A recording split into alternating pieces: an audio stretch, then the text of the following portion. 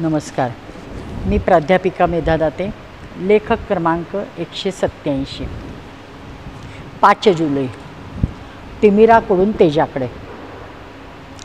सद्गुरू कृपेच्या अलौकिक आणि अद्भुत कथा लीला आपण वारंवार ऐकत असतो. या कल्की अवताराने देह ठेवताना स्पष्ट सांगितले की ह्यानंतर आमचे दर्शन अज्ञांतर्यामी घ्या. आज देशविदेशात लाखो जण ह्याची प्रचिती घेत आहेत. रायगड जिल्ह्यातील रोहा येथील श्री रमेश पाब्रेकर हे असेच श्री कृपांकित सद्गृहस्थ आहेत. ते सांगत होते की 1987ला आम्ही 20 जणांचा ग्रुप मुंबईहून अक्कलकोटला आलो होतो. तेथे दादा होळकर म्हणून होते. त्यांनी आम्हाला अग्निहोत्र माहिती दिली आणि सगळं सांगून झाल्यावर विचारले की असे हे आयुष्याचे कल्याण करणारे अग्निहोत्र आहे, ते कुणी करणार आहे का? तर मी पटकन हो म्हणालो. नंतर त्यांनी सांगितले की इथे प्रत्यक्ष परमात्मा आहे. तुमच्या काय मनात इच्छा असेल त्या तुम्ही त्यांना मागा, त्यांच्यासमोर जा, दर्शन घ्या आणि मनातलं बोला. तर हे म्हणाले ठीक आहे. मग हे म्हणाले मी सगळ्यात शेवटी उभारलो की हेतू हा की जास्त वेळ त्यांना पाहता यावं. आणि दर्शनानेच इतका तृप्त झालो, मला म्हणजे काही बोलायलाच राहिलं नाही. खरे तर मला सिव्हिअर डोकेदुखी होती, पण बोलावेच वाटले नाही. आपल्या डोकेदुखीबद्दल काय बोलायचं आहे असं मनात आलं. किरकोळ आहे तेच पण आपणहून मला म्हणाले नित्य अग्निहोत्र करा, सर्व छान होईल. पुन्हा दुसऱ्यांदा म्हणाले अग्निहोत्र करा, सर्व छान होईल. मला ह्याचा खूप आनंद झाला. मी लगेच अग्निहोत्र चालू केलेले आज तागायत चालू आहे. त्यानंतर दिसणाऱ्या ज्योतीचे मी नित्य श्री समजून दर्शन घेतो.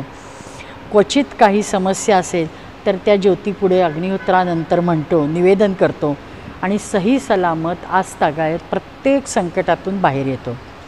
अग्निहोत्राने सगळे छान होईल या श्रींच्या आश्वासक शब्दांची वारंवार मला अनुभूती येते. पण एक गोष्ट झाली. 1992ला माझी बहीण गेली. ती आत्महत्या करून गेली. काहीच न बोलता तिने पाऊल उचलले असेल. फार खंत वाटली. असं का केलं, सांगितलं का नाही? पोस्टमार्टेममध्ये तिचा गळा दाबल्याचे निष्पन्न झाले. मग डॉक्टरांनी आम्हाला बोलवून घेतलं की संशय कोणावर आहे का विचारलं. बहीण तर गेली. वर हे पोलीस, पोस्टमार्टेम, कोर्ट हे लचाण मागं नको म्हणून मी नाही सांगितलं. पण नंतर मला ते खायला लागलं की आपण बहिणीच्या आत्म्याला न्याय दिला नाही असंच मनात यायला लागलं. आणि मन खूप जेवण कमी झालं. मन इतकं रात्रंदिवस बेचैन राहायला लागलो. सतत मन ओरखडायला लागलं की आपण चूक केली. आणि रोज मध्यरात्री मला 2-2:30ला जाग यायची आणि ओक्साबोक्षी रडायला यायचं. अशाच त्रासात कितीतरी दिवस गेले, 7-8 महिने गेले असतील. एके दिवशी अचानक मला श्रीजींचे शब्द रात्रीच आठवले. जाग आल्या 2:30लाच मी मग आंघोळ केली. गणपती अथर्वशीर्ष, पुरुष सूक्त, श्री सूक्त, महामृत्युंजय मंत्र अशा सगळ्यांचे व्यवस्थित शांतपणे हवन केले. आणि मग वैश्वानर श्रीजींना साष्टांग नमस्कार घातला आणि तत्कालीन परिस्थिती काय, मानसिकता माझी काय होती हे सांगितले. आणि चुकले असेल तर तुम्ही सांगा असेही म्हणालो. आश्चर्य म्हणजे त्यानंतर शांत झोप लागली. आणि मी त्यांना त्या दिवशी हेही म्हणालो होतो की माझा हेतू कुठंही वाईट नव्हता, तुम्ही माझ्या बहिणीला सांगा. आणि काय झालं अजब मला माहिती नाही. माझी बहीण त्यानंतर मला कधी दिसली नाही. कदाचित तिला मुक्ती मिळाली असेल. पण ह्या अशा दिव्य अनुभवाने मी मात्र अग्निहोत्राचा खूप प्रचार करायला लागलो. मला मनःशांतीच मिळाली. एकदा सोलापूरच्या स्टॉलवरून 3 जण तरुण, त्यांना अग्निहोत्र माहिती दिलेल्या माणसांनी थोडी दिल्याचं निमित्त झालं आणि ते खूप नाराजीने परत चालले. मी हटकलं आणि मी म्हटलं अरे का परत चाललं आहे, तुम्ही साहित्य नाही घेतलं का? तर ते म्हणे नाही आम्हाला करणं होणार नाही, आम्हाला काही फारसं पटलं नाही.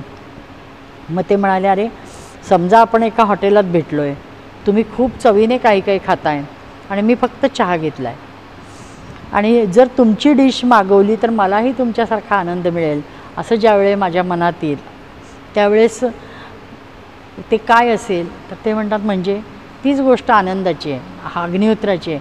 अग्निहोत्रातनं जो आनंद मला आज मिळतो आहे तो तुम्ही डिश खाताना तुम्हाला मिळणाऱ्या आनंदासारखा आहे. मी तुम्हाला वर्णन नाही करू शकत आहे. त्यांना ते उदाहरण फार भावलं. ते म्हणाले खरंच त्याचा एवढा अनुभव छान येईल का? तर म्हणले हो.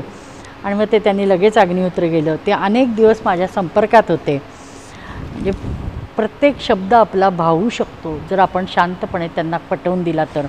धन्य वैश्वानर, धन्य तिमिराकडून तेजाकडे मार्ग. नमस्कार.